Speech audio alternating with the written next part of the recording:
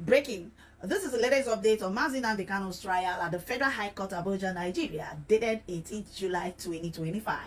During Friday's court session, the Nigerian government's lead counsel, Chief Adeboyega urged Justice James Omodosho to dismiss Kanu'S no-case submission, insisting the IPOB leader has a case to answer on the 7-count terrorism charge filed against him.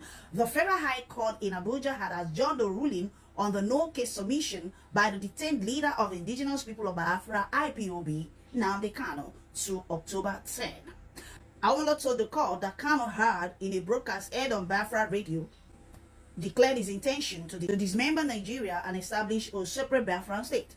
Awolo argued that threatening to break up Nigeria poses a fundamental national security risk and should not be dismissed as an empty threat, as Kanu had claimed.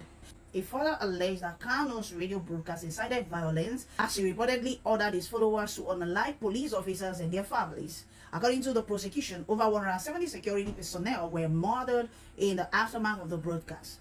The defendant made a broadcast. He proudly declared himself as IPOB leader, even when he knew that IPOB had been proscribed. He made a broadcast that the world would come to standstill. The law of Nigeria prohibits words capable of making Nigerians live in perpetual fears, threatening to bring Nigeria down. The aim is to create Biafra and not a mere boasting, and there are consequences for such boasting, the lawyer said. Awolo urged the court to dismiss Nnamdi Kanu'S no-case submission and compel him to open his defense, insisting that the application lacked merit and was fundamentally flawed. On the other hand, Kanu'S lead counsel, Chief Kanu Agabi-san, challenged the validity of the prosecution's case and prayed the court to discharge and acquit his client. Agabi argued that throughout the trial, the prosecution failed to present a single witness to testify to being incited to violence by Kanu.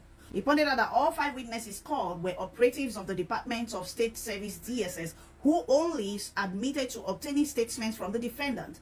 The senior advocate further maintained that no investigation was conducted on the statements Kanu made, and the court was not present with any report linking him to terrorism. He also noted that despite the charges against Kanu being amended 8 times, there was no testimony indicating that he incited anyone to violence.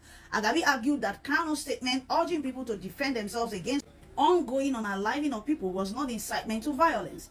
He maintained that Kanu's remarks about bring the world down was mere rhetoric and should not be used as evidence to justify terrorism charge against him. He emphasized that calling on Nigerians to defend themselves was a constitutional right, a position that had been echoed by several prominent figures, including retired General T.Y. Danjuma. Agabi also criticized the alleged solitary confinement of Nnamdi Kanu over the past 15 years, describing it as a violation of international law which prohibits solitary confinement beyond 15 days. Can you imagine that? Essential elements of terrorism throughout the trial.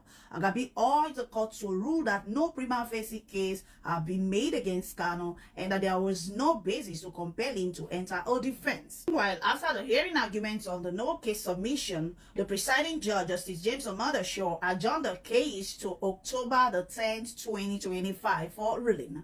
This is so amazing. But again, why is it that people, I don't even know that after everything that has happened, especially with the advent of Buhari's demise, I thought they would just open the place and say, please come and go, we are sorry.